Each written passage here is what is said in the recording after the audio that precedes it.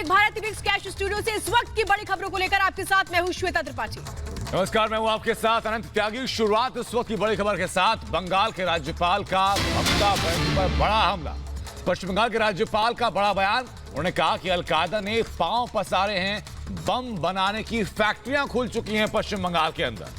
तो पश्चिम बंगाल में विधानसभा चुनाव चुनौतीपूर्ण है। बंगाल में पुलिस भी सियासी हो चुकी है। जगदीप धनखड़ जो पश्चिम बंगाल के राज्यपाल हैं, उन्होंने बड़ी बातें यहां पर कही हैं। ये साफ तौर पे कहा गया है कि कैसे पश्चिम बंगाल में अलगाववाद ने पैर पसार लिए हैं। विधानसभा चुनाव करवाना चुनौतीपूर्ण है पश्चिम बंगाल में। आप ये समझिए, पश्चिम बंगाल के राज्यपाल अगर इन बातों को कहते हैं तो इसके कितने बड़े मायने होते हैं। राज्यपाल की तरफ से बयान आना अपने आप में बेहद चिंताजनक है, क्योंकि राज्यपाल की तरफ से साफ कर दिया गया कि पश्चिम बंगाल में चुनाव को देखते हुए अलकायदा ने पैर पसार लिए हैं। राज्यपाल की हैसियत से मेरी शपथ के अनुरूप कार्य करने के लिए ये मेरा दायित्व है कि मैं केंद्र सरकार को राज्य के हालात से अवगत कराऊं। ये मेरा दायित्व भी है और ये राज्यपाल के लिए सामान्य प्रक्रिया भी है। चूंकि 2021 एक ऐसा वर्ष है जो पश्चिम बंगाल के लिए बहुत महत्वपूर्ण है, क्योंकि वहां चुनाव होने वाले हैं। और जब 2018 के पंचायत चुनाव की पृष्ठभूमि देखते हैं, 2019 के लोकसभा चुनाव की पृष्ठभूमि देखते हैं और उनमें पाया जाता है कि रक्त रंजित रहे हैं, नियमों की अवहेलना हुई है, मतदाता स्ट्रेस में रहा है, सिक्योरिटी एनवायरनमेंट कितना खतरे में है, यह सार्वजनिक है। अलकायदा ने पांव पसार लिए हैं। Illegal bomb making is rampant. Bombs की वजह से कितने लोग आहत हुए हैं। नियाटिका बॉम्ब ब्लास्ट कितना खतरनाक रहा है। हर सप्ताह मेरे पास खबर आती है कि इलीगल बॉम्ब एक्सप्लोजन की वजह से ये लोग मर गए। तो मैं जानना चाहता हूं कि इनका काम क्या है, ये कर क्या रहे हैं। पश्चिम बंगाल के अंदर डायरेक्टर जनरल ऑफ पुलिस की क्या पोजीशन है, ये ओपन सीक्रेट है। और हमारे साथ हमारे दो सहयोगी इस वक्त जुड़ चुके हैं। हिमांशु जुड़े हुए हैं हमारे साथ और सृष्टि भी जुड़ी हुई है। हिमांशु, राज्यपाल जगदीप धनखड़ का ये कहना कि पश्चिम बंगाल में अलगाववाद ने अपने पैर पसार लिए हैं, ये चिंता बढ़ाने वाला है।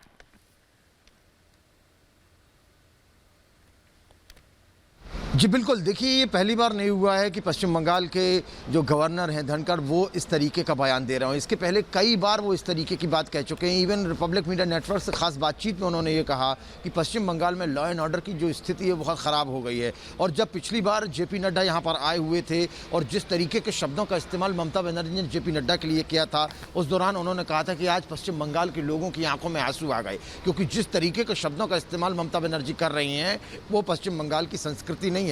और वाकई में बहुत पश्चिम बंगाल की जो संस्कृति है वो कुछ और ही तरीके की रही है। यहाँ से बहुत बड़े बड़े साहित्यकार निकले हैं, बहुत बड़े बड़े गीतकार निकले हैं, बहुत बड़े बड़े रचनाकार निकले हैं, फिलोसोफर यहाँ से रहे हैं। लेकिन यहाँ पर जिस तरीके से लगातार हिंसा हो रही है और हिंसा के बाद में जो हिंसा करते हैं वो लोग पकड़े नहीं जाते हैं, कानून जो है पूरे तरीके से बंधक बन गया है। और उसी बात को लेकर एक बार फिर से आज जब वो दिल्ली गए हुए हैं, गृह मंत्री से आज उनकी मुलाकात हुई है, उसके बाद में उन्होंने ये बात कही। और ये बात कोई नई नहीं है। यहाँ का पश्चिम बंगाल का बच्चा और आम आदमी जानता, चाहे वो पढ़ा लिखा हो या अनपढ़ हो, उसे ये पता है कि पश्चिम बंगाल में लॉ एंड ऑर्डर की जो स्थिति है वाकई में बद से बदतर होती चली जा रही है। और बॉर्डर के जो इलाके हैं, बांग्लादेश से सटे हुए बॉर्डर के जो इलाके हैं, वहां पर तो स्थिति और भी ज्यादा खराब है।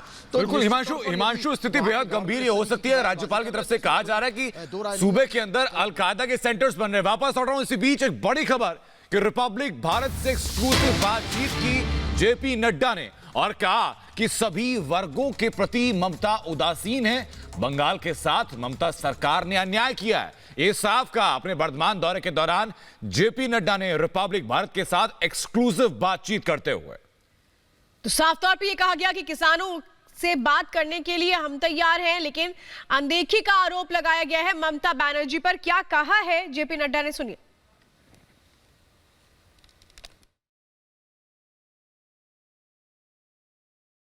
एक महीने बाद आप फिर आए हैं पश्चिम बंगाल में। आज किसानों पर फोकस किया गया है भारतीय जनता पार्टी द्वारा, क्या कहना चाहिए? किसानों के साथ यहाँ बहुत अन्याय हुआ है। प्रधानमंत्री किसान सम्मान निधि नहीं लागू हुई, बाकी स्कीम्स को भी लागू नहीं किया गया। ममता जी किसानों के प्रति उदासीन रही हैं, वैसे तो वो गरीबों के प्रति भी उदासीन रही हैं, समाज के सभी वर्गों के प्रति उदासीन रही हैं। लेकिन कृषक सुरक्षा अभियान, इसके तहत हमारे कार्यकर्ता आज घर घर जाकर के अनाज इकट्ठा करना, सौगंध लेना कि हम आपकी लड़ाई लड़ेंगे और हमारी सरकार आएगी तो आपको न्याय मिलेगा, इस बात की हम लड़ाई लड़ रहे हैं। 40,000 ग्राम सभाओं में ये सभाएं होंगी। इसके साथ साथ शपथ भी लेंगे और शपथ लेने के बाद कृषक भोज भी होगा। सब इकट्ठे भोज करके शपथ लेंगे और आगे चल करके ये कहती हैं कि वहाँ से आते हैं, पॉलिटिकल टूरिज्म में आते हैं, बड़े बड़े लोग आते हैं और यहाँ पे अपना खाना लेके आते हैं 5 स्टार का, और गरीब के घर में खाना खाते हैं। ये दीदी ने कहा। मैं दीदी की बात को कितना सीरियसली लेना ये आप भली चंगे तरीके से जानते हैं। उन्होंने कितना आयुष्मान भारत यहाँ लागू नहीं किया। 4,67,000 लाख लोगों को 5 लाख रुपए का हेल्थ कवर पिछले 4 साल नहीं लेने दिया है। बंगाल के साथ तो उन्होंने जितना अन्याय किया, प्रधानमंत्री किसान सम्मान निधि 73 to 76 लाख पीपल को ये सुविधा मिलनी थी, वो नहीं लेने दी है। तो दीदी की बात को क्या सीरियसली लिया जाएगा? आज कह रही हैं कि किसान सम्मान निधि लिया, अब पछतावत होत क्या जब चिड़िया चुग। सवाल जानना चाहता हूँ क्योंकि वहाँ पे दिल्ली में तमाम जो किसान हैं वो बैठे हुए, उनके लिए क्या संदेश देना चाहेंगे? क्योंकि बंगाल के किसानों को तो पार्टी एनडीए की सरकार मोदी जी के नेतृत्व में हमेशा बातचीत के लिए तैयार है, हर मोड़ पर तैयार है। हमेशा हम बातचीत करेंगे और बातचीत के माध्यम से ये सारी चीजें समाधान की जाएगी।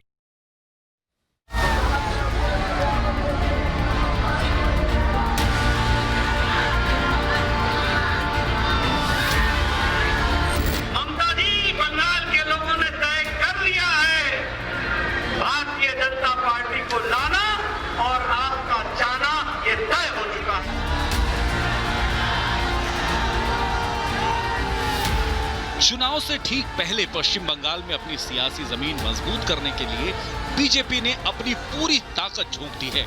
बीजेपी नेताओं के फायर ब्रांड ताबड़तोड़ दौरों से बंगाल की सियासी तस्वीर बदलने लगी है। बीजेपी अध्यक्ष जेपी नड्डा आज फिर बंगाल पहुंचे, सीधे दीदी पर हमला बोला।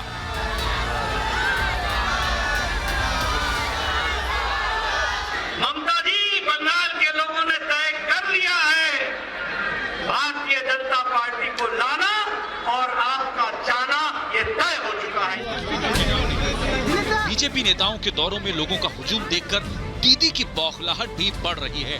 आखिरी चंद महीनों में बीजेपी टीएमसी की सियासी जमीन उखाड़ फेंकने में कोई कोर कसर नहीं छोड़ना चाहती।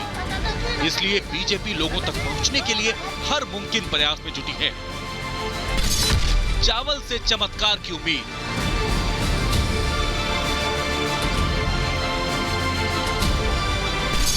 बीजेपी का एक मुट्ठी चावल अभियान।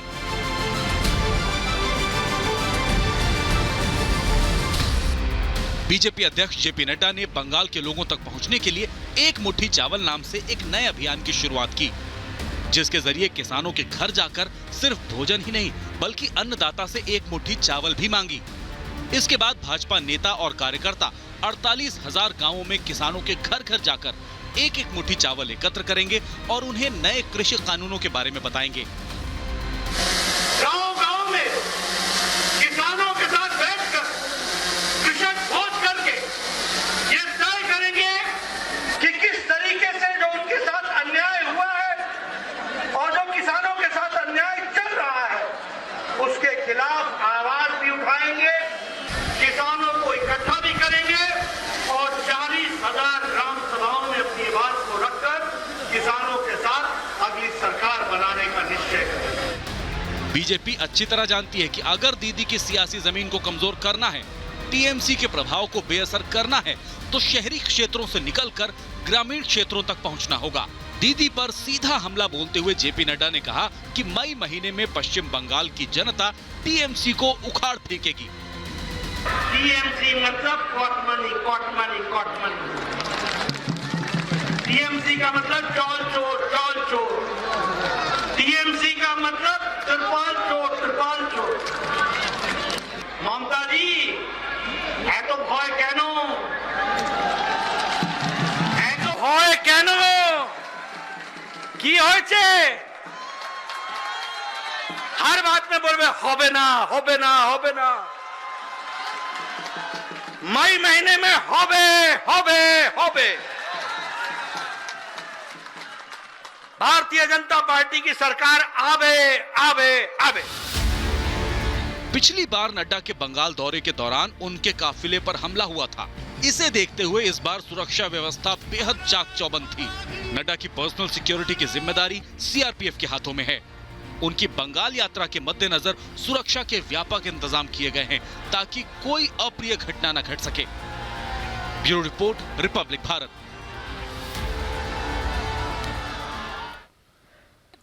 तो बीजेपी की रैलियां ये साफ कर रही हैं कि आगे आने वाले चुनाव में हवा का रुख क्या रहने वाला है। नतीजे आएंगे, लेकिन उससे पहले जो लगातार भीड़ जम रही है, जो लगातार लोग आ रहे हैं रैलियों में, जनसभाओं में, बता रहे हैं कि उनको चाहिए क्या। इसी पर चर्चा के लिए खास मेहमान हमारे साथ, उनका तारुफ कराते हैं। हमारे साथ प्रियंका टिपरेवाल है, नेता है बीजेपी से। विनय सिंह हमारे साथ जुड़ चुके हैं, राजनीतिक विश्लेषक हैं। माधवी अग्रवाल हमारे साथ जुड़ चुकी हैं। विशाल मिश्रा हमारे साथ हैं। तौसीफ अहमद खान हमारे साथ जुड़ चुके हैं, राजनीतिक विश्लेषक हैं आप। शुभंकर भट्टाचार्य हमारे साथ हैं, टीएमसी के नेता हैं। और सायरा शाह हलीम भी हमारे साथ कुछ ही देर बाद जुड़ने वाली हैं। सबसे पहले शुभंकर भट्टाचार्य, सवाल मेरा आपसे रहेगा। राज्यपाल जगदीप धनखड़ ने बहुत बड़ी बात कही है, आगाह किया है कि बंगाल के अंदर अलकायदा के अड्डे जमा हो रहे हैं, अलकायदा के ठिकाने बन रहे हैं। क्या सरकार की रजामंदी से हो रहा है क्या?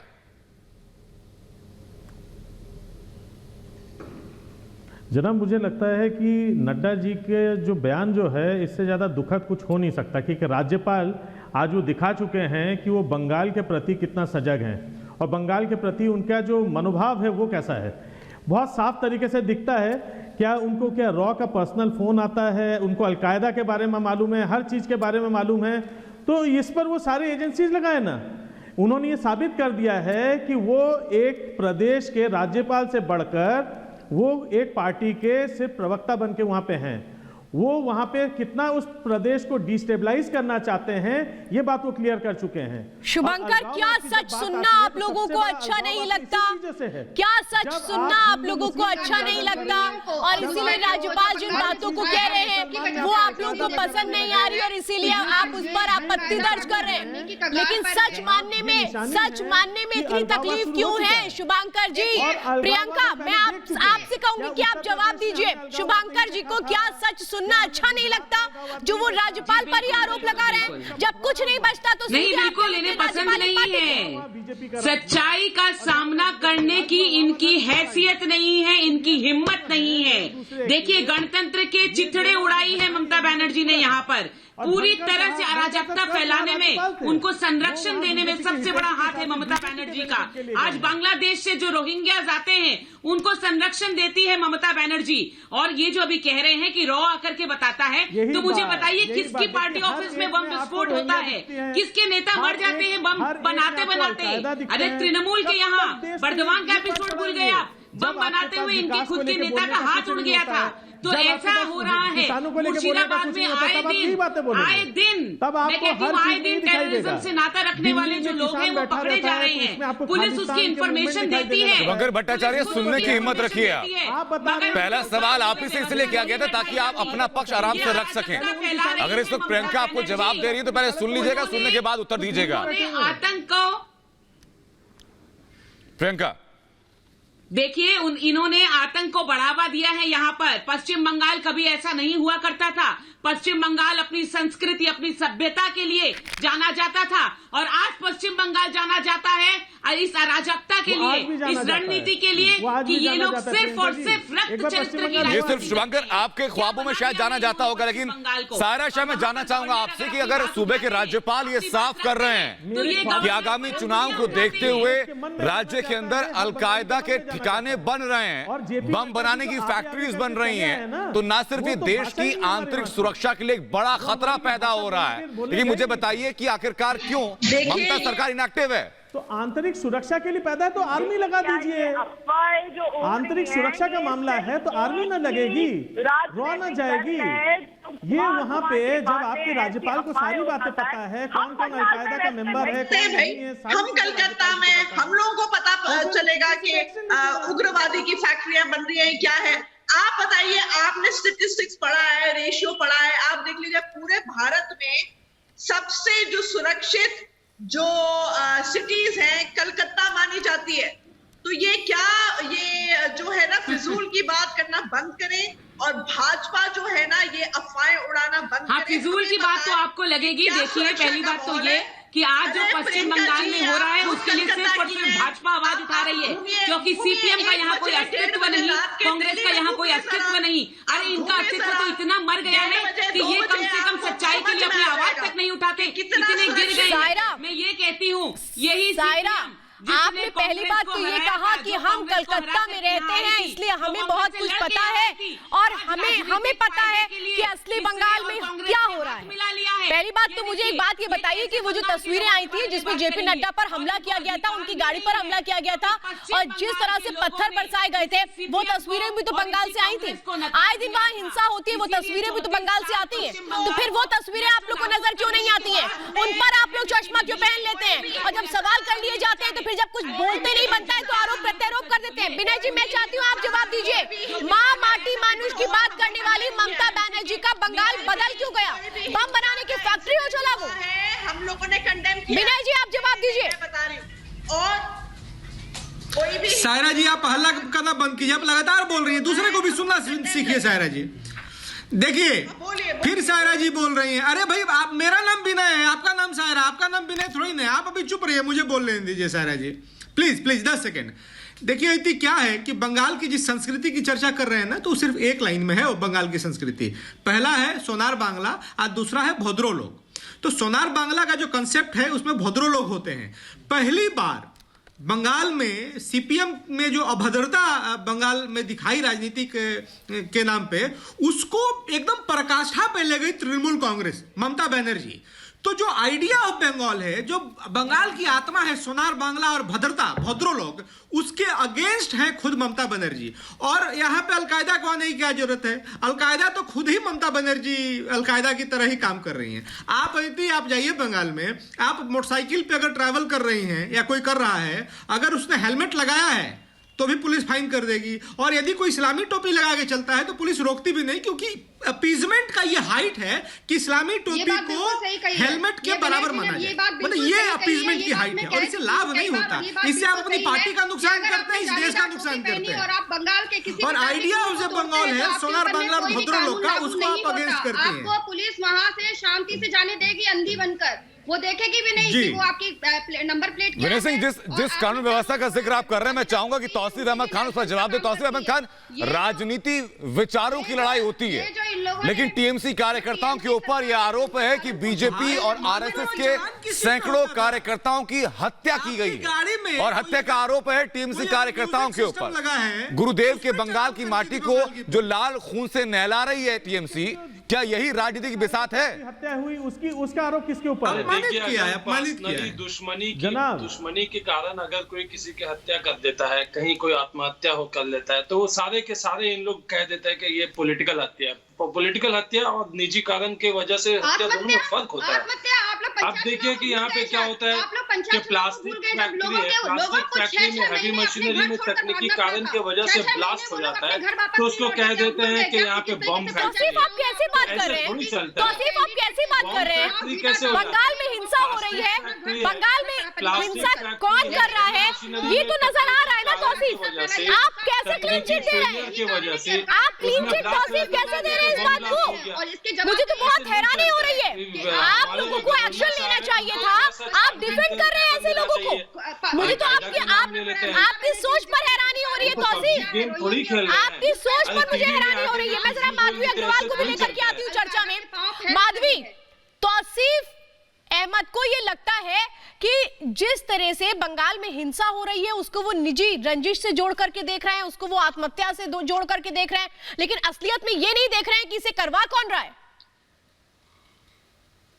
मैं सुन रही थी उनकी बात में, वही जवाब देना चाहती कि पंचायत चुनाव। अरे आप बीजेपी में कहां से आ गए? जिस तरीके से टीएमसी ने कैंडिडेटों के घर को जाकर जलाया था, घर के लोगों को मारा था, जिस तरीके से जो जीते थे उन लोगों को घर छोड़कर वापस अपने बाहर जाना पड़ा और 6-6 महीने वो घर वापस नहीं लौट पाए। उस अराजकता को भूले। मैं बताती हूँ, पिछले कॉर्पोरेशन इलेक्शन में इन लोगों ने दिन दहाड़े मीडिया के सामने इन लोगों ने दरवाजा बंद किया और वोट छापा वोट मारा। इन लोगों ने कैंडिडेट के सामने जो लोग थे वहां पर लूटा पूरी तरीके से। इस तरीके से तो इन्होंने कॉर्पोरेशन को लूटा।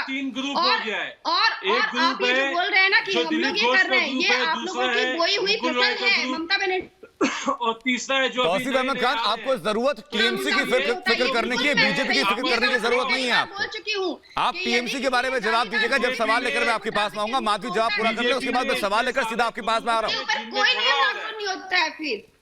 ये यहाँ पश्चिम बंगाल की नीति बन चुकी है कि यदि आप एक खास समुदाय से हैं तो तुष्टीकरण की राजनीति का ये नतीजा है कि आज पश्चिम बंगाल में अलकायदा के पांव पसरने लगे हैं। ठीक है माधवी वापस लौटाओ। विशाल मिश्रा, मेरा सवाल आपसे है कि क्या टीएमसी इस बात को झुटला सकती है कि जो आरएसएस और बीजेपी के कार्यकर्ताओं की हत्या की गई, क्या इस बात को झुटलाया जा सकता है कि बीजेपी के विधायक तक की हत्या हो जाती है, बीजेपी कार्यकर्ताओं को उनके घर के बाहर लटका दिया जाता है? क्या इस बात से इनकार करेगी कि जब बीजेपी के राष्ट्रीय अध्यक्ष जेपी नड्डा गए थे अपने दौरे के दौरान तो उनके ऊपर हमला किया गया, गाड़ी बुलेट प्रूफ ना अगर होती तो क्या होता? मैं यहाँ पर बीजेपी में पुराने कार्यकर्ता है, फिर नए कार्यकर्ता जो ज्वाइन किए बीजेपी में, इन सारे लोगों का ग्रुप है, एक में गुटबंदी है, आपस में झगड़ा कर रहे हैं। उनको लगता है कि नए कार्यकर्ता आ जाएंगे तो पुराने कार्यकर्ताओं को टिकट नहीं मिलेगा, इसलिए वो दोनों आपस में तौसीफ सुनने की आदत डालिए, सुनकर आप जवाब देंगे तो बेहतर जवाब दे पाएंगे। नेताजी सुभाष चंद्र बोस, स्वामी विवेकानंद जी का पुराना ग्रुप है, जिसने सांस्कृतिक चेतना। घर तो आपका टूट रहा है तौसीफ, घर आपका टूट रहा है, आरोप आप बीजेपी पर लगा रहे हैं।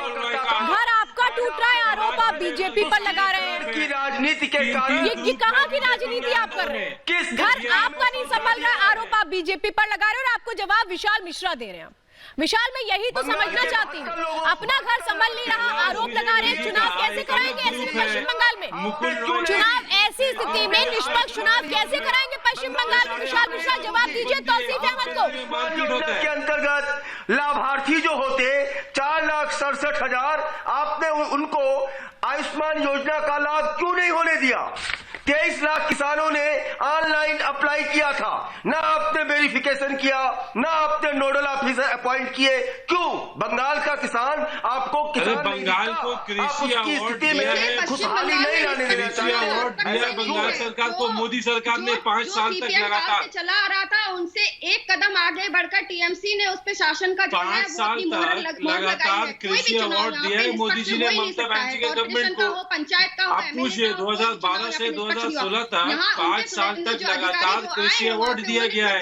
भाजपा क्यों दिया कृषि अवार्ड? क्योंकि बंगाल के फार्मर के स्कीम के लिए तृणमूल सरकार ने अच्छा काम किया। ठीक है, इसलिए तौसीफ अहमद खान और माधवी अग्रवाल में दोनों के पास मैं लौट रहा हूँ। शुभंकर भट्टाचार्य, सिर्फ इस बात का जवाब दीजिए कि क्या ये आरोप सही नहीं है कि केंद्र सरकार के द्वारा जो किसानों के लिए योजनाएं लागू की गई थी, राज्य सरकार ने, ममता सरकार ने राज्य के किसानों को उसका फायदा नहीं होने दिया, और जब ये आरोप लगाया गया तो उसी योजना का नाम बदलकर अपने नाम से आप ढोल पीटने लगते हैं। क्या ये आरोप गलत है? ऐसा कभी नहीं हुआ, किसी इतिहास में नहीं हुआ कि डेमोक्रेसी का इस तरह से खून कर दिया गया। लोगों को नॉमिनेशन तक अगर आप देखें तो वो ज्यादा लोगों को, देखिए जनाब क्या है कि आपके यहाँ पे कोई चुप नहीं होता है, लेकिन आप लोग कहते हैं कि विपक्षी चुप होकर सुने, तो आप लोग या तो एक जने को बोलने का मौका दें तब तो बात हो। शुभंकर, वक्त है आपके पास, आप अपना वक्त लीजिए और बताइए कि क्या ये आरोप गलत है?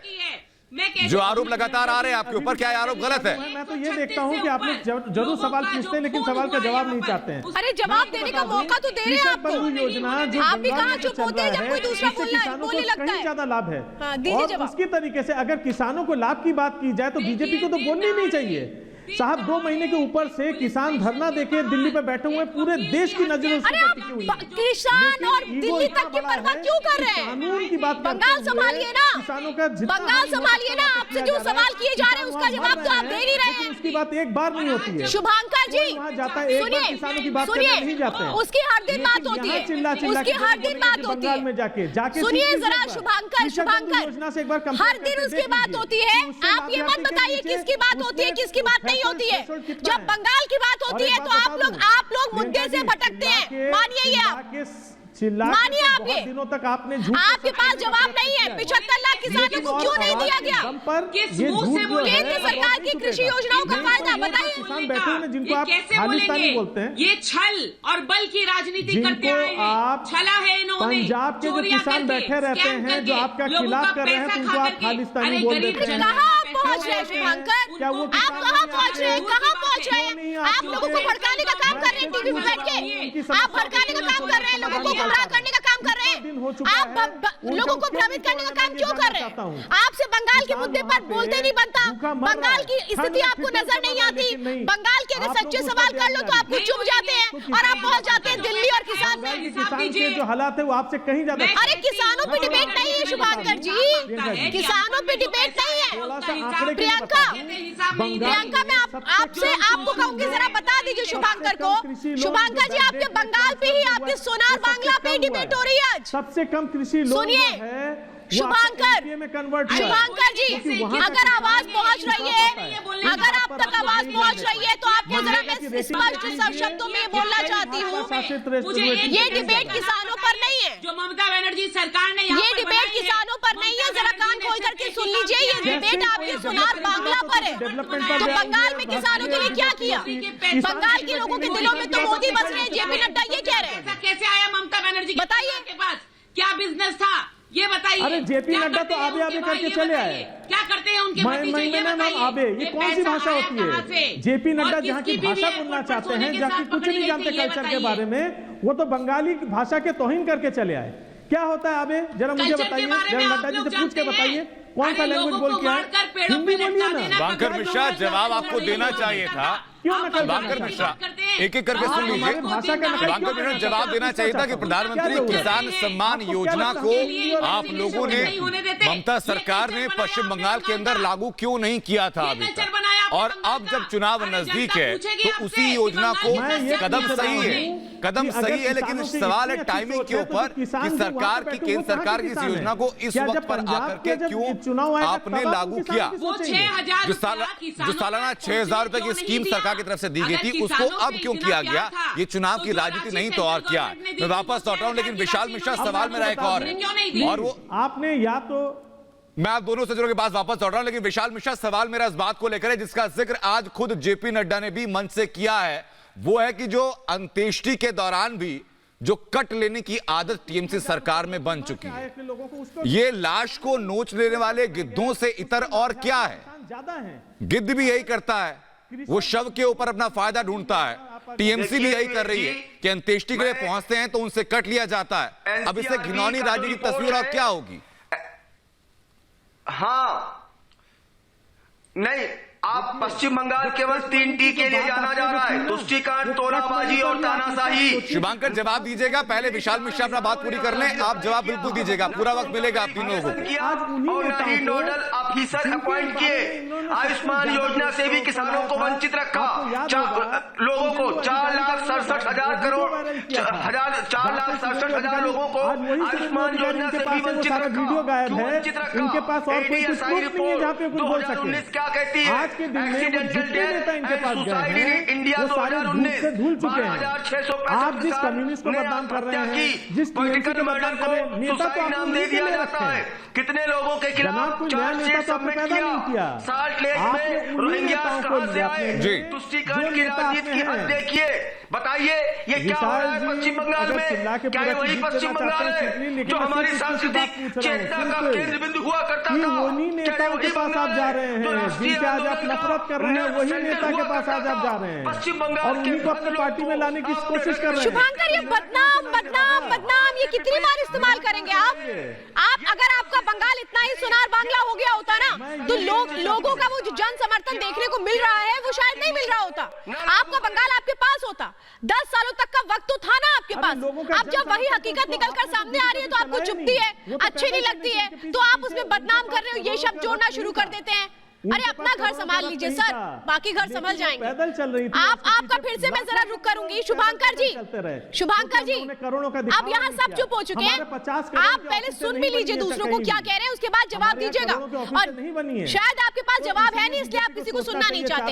चलिए फिलहाल मैं आप लोग का रुक करूंगी, लेकिन इस बीच पश्चिम बंगाल में विधानसभा चुनाव मई में है, लेकिन सियासी पारा किस तरीके से अभी से चरम पर है, यह हमें हर दिन देखने को मिल रहा है। बीजेपी ने टीएमसी का दुर्ग गिराने के लिए पूरी तरह कमर कस ली है। बीजेपी अध्यक्ष जेपी नड्डा ने वर्धमान में रोड शो किया और हुंकार भरते हुए दीदी को ललकारा।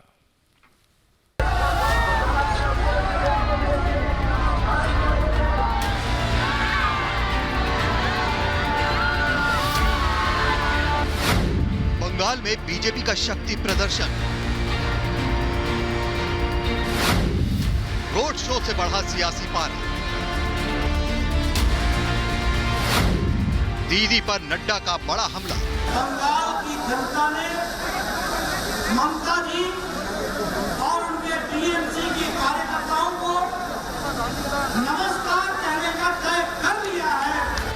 पश्चिम बंगाल में अपनी ताकत दिखाते हुए बीजेपी अध्यक्ष जेपी नड्डा ने वर्धमान में करीब 1 किलोमीटर लंबा रोड शो किया। इस रोड शो से बीजेपी के खेमे में खुशी की लहर है। रैली में उमड़ी भीड़ में उन्हें जनता का मैंडेट दिख रहा है। भीड़ से उत्साहित बीजेपी अध्यक्ष ने भी सीधा दीदी को भविष्य बता दिया। कहा कि बंगाल ने तय कर लिया है कि अब तो कमल खिलकर रहेगा। मेरे हाथ मिलाने को आपने रिस्पॉन्स किया, वो इस बात को बताता है कि बंगाल की जनता ने ममता जी और उनके टीएमसी के कार्यकर्ताओं को नमस्कार कहने का तय कर लिया है। टीएमसी का तिरस्कार तय है और कमल के फूल का स्वागत करने के लिए बंगाल की जनता आतुर है। बंगाल में धीरे धीरे बीजेपी की स्थिति मजबूत हो रही है। एक मुट्ठी चावल अभियान भी इसलिए शुरू किया है ताकि बीजेपी के कार्यकर्ता घर घर पहुंचे और सभी वोटर से व्यक्तिगत तौर पर जुड़े। यही जुड़ाव वोट में तब्दील होगा। ममता जी, आपने जितना आतंक मचाना है आप मचाओ, आपने जितना अपराधीकरण करना है करो। हमारे 130 से ज्यादा कार्यकर्ता जिनके नाम लिखे हैं, 100 का कर्तव्य तो मैंने किया है। ये भारतीय जनता पार्टी के कार्यकर्ता है, ये रुकने वाला नहीं है। आज बीजेपी अध्यक्ष जेपी नड्डा ने बंगाल के लोगों को बीते दिन हुई हिंसा की भी याद दिलाई। कहा कि बंगाल में राजनीति का अपराधीकरण चरम पर है। जेपी नड्डा ने यह भी बताया कि बंगाल में अपराध फलता फूलता कैसे है, कैसे कट मनी लोगों की जिंदगी का हिस्सा बन गई है और इसी तरीके से होने वाली कमाई उन लोगों तक पहुंचती है जो काडर के नाम पर खून खराबा और डर फैलाते हैं। ये कट मनी कल्चर बंगाल का है क्या? ये जो ममता जी ने कहा कि 75 दे दो 25 रख लो, ये बंगाल का कल्चर है क्या? ये जो अम्फान में हाईकोर्ट ने कहा कि आप सीएजी से इसका ऑडिट करो और 3 महीने में रिपोर्ट दो, ममता जी सुप्रीम कोर्ट में गई। ये बंगाल का कल्चर है क्या?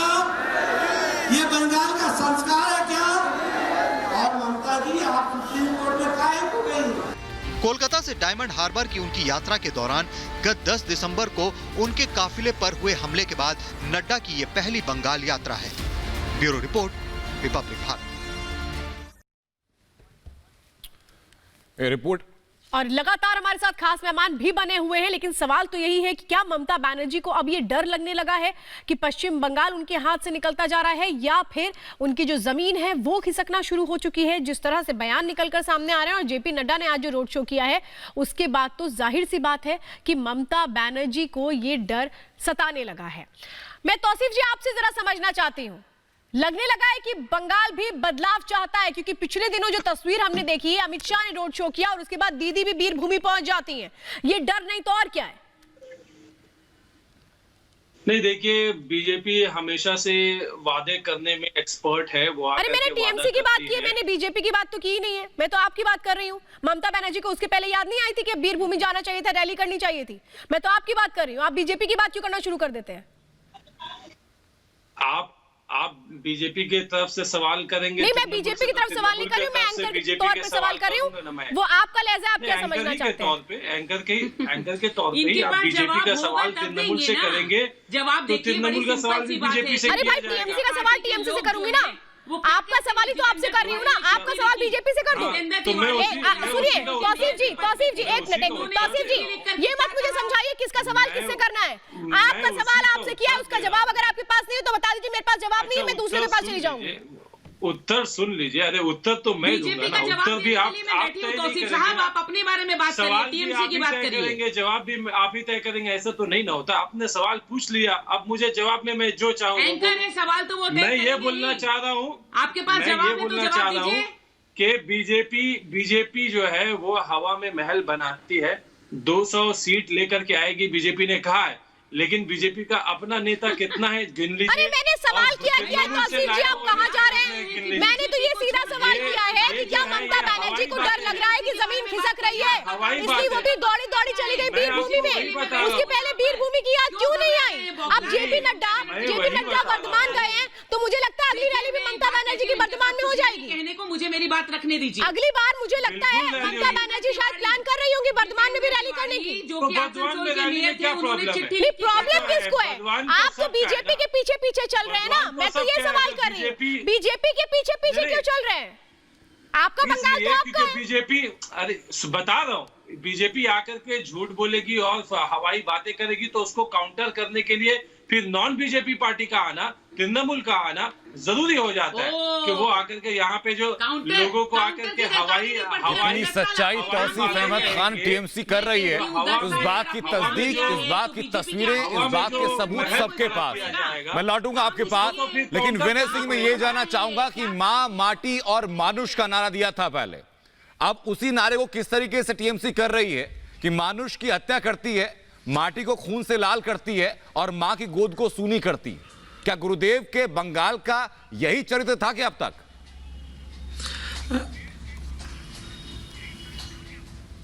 देखिए, केवल 10 सेकंड बाकी भाई डिस्टर्ब न करेंगे। केवल गुरुदेव और रविन्द्रनाथ ठाकुर और रामकृष्ण परमहंस से नहीं हुए बंगाल की धरती पे जी। बंगाल की धरती पे सीपीएम नाम की एक पार्टी भी है, उसी सीपीएम की परंपरा को टीएमसी ने आगे बढ़ाया। और सीपीएम क्या है भाई, बकवास मत कीजिए, आप मेरी सुनिए पहले। और सीपीएम ने क्या किया, मैं एक घटना बताता हूं। मारी झापी का मैसेकर था, 20,000 हिंदुओं को काट दिया गया और वहां समुद्र में फेंक दिया गया। एक मैसेकर और है बर्दवान जिले का, साई बाड़ी जगह था, 2 भाइयों की हत्या की गई और सीपीएम के कार्यकर्ताओं ने की और उसमें खून साना, उसके भात साना उनके खून में और मां को खिला दिया। मां का नाम मृगनयनी था, वो पागल हो गई। आप समझ लीजिए कि मां को बेटे के खून में भात सान कर खिलाने वाली सीपीएम, उसी की परंपरा को टीएमसी ने आगे बढ़ाया है। यहाँ विधायकों की हत्या हो जाएगी और भाई हमारे कह रहे हैं कि विधायक ने आत्महत्या कर रही है। पॉलिटिकल मर्डर्स के मामले में मैं बोलता हूं कि बंगाल दुनिया का एकमात्र स्थान साबित है आज के डेट में कि जहां पॉलिटिकल ओपोनेंट्स का मर्डर इस रफ्तार पे, इस बड़े पैमाने पे किया जाता है। और परंपरा जो ये पॉलिटिकल मर्डर्स किया है, पहले कांग्रेस ने किया था, उससे सीपीएम ने किया और उससे टीएमसी का डेटा। इस बात का जवाब मैं चाहूंगा शायरा शाह अलीम दे। सारा इस बात को आप नकारेंगी क्या कि राजनीतिक हत्याओं में बंगाल ने अपने आप में रिकॉर्ड कायम किया और उन तमाम हत्याओं का आरोप टीएमसी कार्यकर्ताओं पर है? इस बात को क्या आप नकारेंगे? मां, माटी और मानुष के नारे के पीछे सिलसिलेवार तरीके से हत्याएं की गई हैं विपक्षी पार्टियों की।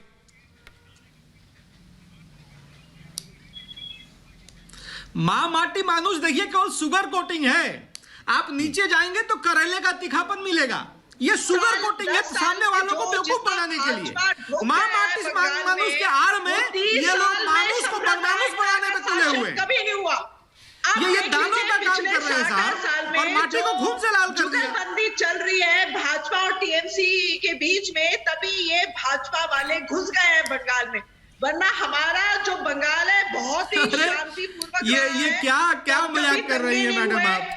और इस बार साफ है कहानी। कांग्रेस साफ पहले ही हो गई, सीपीएम साफ हो गई, इस बार टीएमसी समाप्त हो जाएगी और सोनार बांग्ला का जो स्वप्न है ना, अब जाकर के साकार होगा। उस जगह से जहां की बीजेपी के जो फाउंडिंग फादर्स थे, श्यामा प्रसाद मुखर्जी जी, वो उस जगह से थे। भाजपा लोग जो उनकी आत्मा को बड़ी तृप्ति मिलेगी जब भारतीय जनता पार्टी सोनार बांग्ला सायरा आप लोगों को कि दिल्ली से लोग क्यों आ रहे हैं और बंगाल की हकीकत क्यों सामने आ रही है?